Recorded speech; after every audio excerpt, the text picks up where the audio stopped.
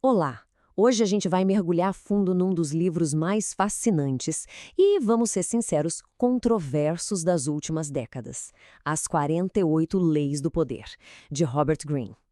Vamos tentar entender juntos por que essa obra provoca reações tão intensas, do fascínio ao repúdio. E para a gente já entrar no clima, essa frase de Maquiavel, que está logo no começo do livro, dá o tom da conversa. Ela meio que nos joga na parede e pergunta: no mundo como o nosso, ser sempre bom e ingênuo é uma virtude ou é um caminho direto para o fracasso?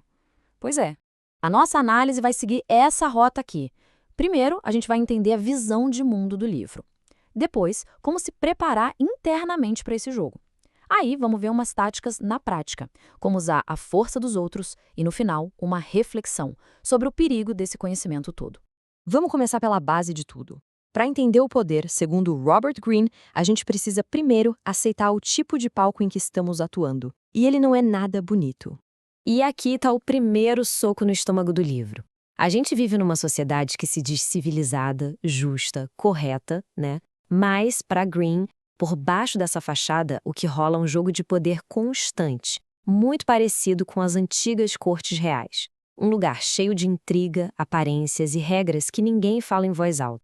Ok, se o mundo é esse tabuleiro complexo, o primeiro passo não é mover as peças, é se preparar.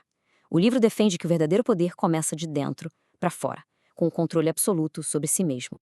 E o ponto central dessa preparação é o controle emocional. Pensa bem, raiva, paixão, até mesmo amor. Tudo isso, na visão do livro, pode ser uma fraqueza. Emoções são como uma névoa que não deixa a gente enxergar a realidade como ela é. E sem clareza, não tem como ter estratégia. A partir desse autocontrole, nascem 3 habilidades que são a base de tudo. Primeiro, o domínio total das emoções, como a gente viu. Segundo, aprender a jogar com as aparências, a usar máscaras. E terceiro, uma paciência de monge. Entender que o poder é um jogo que se vence no longo prazo, não no grito. Beleza. Mente preparada, emoções sob controle. Agora vamos ver como isso funciona na prática. Vamos dar uma olhada em algumas das leis mais famosas do livro. A Lei 3 é um clássico. A ideia é bem direta. Nunca deixe que os outros saibam o que você realmente quer. Se ninguém sabe o seu objetivo final, ninguém consegue se defender ou te atrapalhar.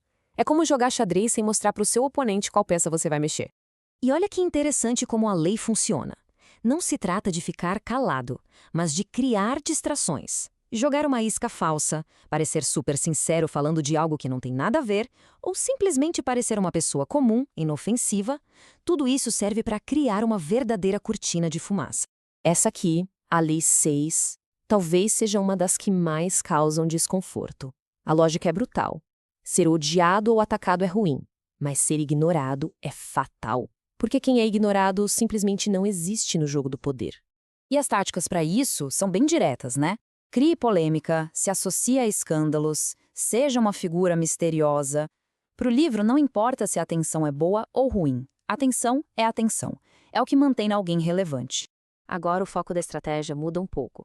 Não é mais só sobre o que você faz, mas sobre como usar as pessoas ao seu redor, as habilidades, as fraquezas e até o trabalho delas a seu favor. Essa lei fala sobre uma eficiência quase cruel. Para que gastar tempo e energia fazendo algo que outra pessoa pode fazer? A ideia é usar o talento e o esforço alheio para conservar as próprias forças e, no final, levar o crédito. Assim se constrói uma reputação de gênio, de alguém super produtivo. E se alguém pensa que isso é papo de vilão, olha só essa frase atribuída a Thomas Edison.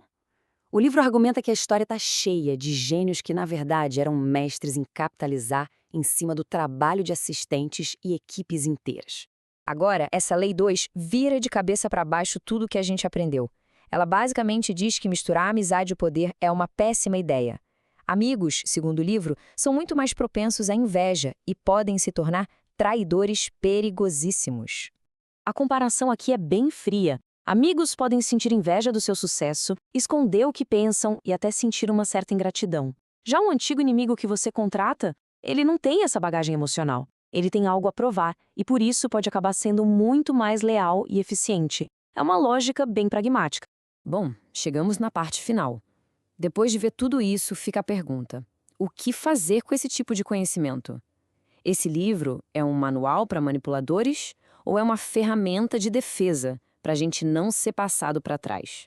A resposta do livro, no fundo, é essa. A dinâmica de poder existe, quer a gente goste ou não. Ignorar isso ou agir de forma ingênua só nos transforma em vítimas. Então, a melhor saída seria encarar o poder como uma arte a ser dominada. E essa é a grande questão que fica no ar. O livro apresenta um dilema bem claro. Ou se aprende as regras para jogar, ou se é usado como peça no jogo de outra pessoa. Não parece haver uma terceira opção de simplesmente não jogar. Para a gente encerrar esse pensamento final, que é bem inquietante, ele resume a visão do livro sobre a natureza humana. A ideia de que as aparências e a dissimulação não funcionam apesar das pessoas, mas justamente por causa delas. Uma reflexão bem forte para fechar nossa análise.